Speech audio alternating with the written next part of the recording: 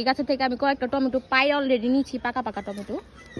আজকে আবার পারবার এলাম, এই যে দেখেন অনেক, আমি একটা খাবো, খাইস দাঁড়া, অনেক পাকা পাকা টমেটো। গাছ পাকা জিনিস খাইতে কিন্তু অনেক মজা, মানে গাছের জিনিস নিজেরা চাষ করা যেগুলা। ওমা এই যে দেখেন আরো লিমু, তো এই কি জুড়ি তো আর নেই গা, এগুলা আর 2-3 দিন পরে পাকবো, এগুলো পারবো 2 দিন পরে। ওই গাছে পাকে নাই, এই গাছের গুলা এখনো কাঁচা, এই সাইডের গুলা কাঁচা, ওই সাইডে আরো আছে। আমরা যে গাছের থেকে ওখানে টমেটোটা পারলাম, ওই টমেটো ধরনের ভর্তা বানায় খাম।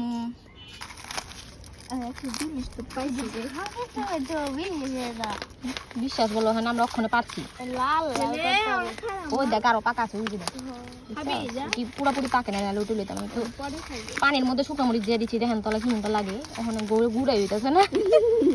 আমার হাত ঝাবে গাই, ধনে পাতা হইলে ভালো হইতো, গাইস ধরতে হলে তো আমার জাম বেড়ে যেতেছে, সরি আমি আর পারবো না।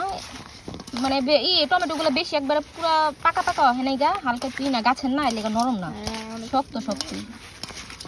একটা খালু আগে ল ল ল, মজা না গাছের টমেটো, মজা, কে কে খাবে না পড়েন।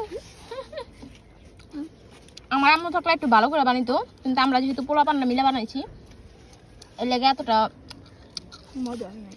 চপ মজা হয়েছে, কিন্তু এতটা এফোর্ট দিই নাই যে ধনিয়া পাতা ময়না পাতা দিয়ে মজা করে ডলে মোলা বানাবো। যতটুকু বানাইছি অতটুকুই, কারণ আমরা ছাদের রোদের মধ্যে বসে খাইতেছি, যে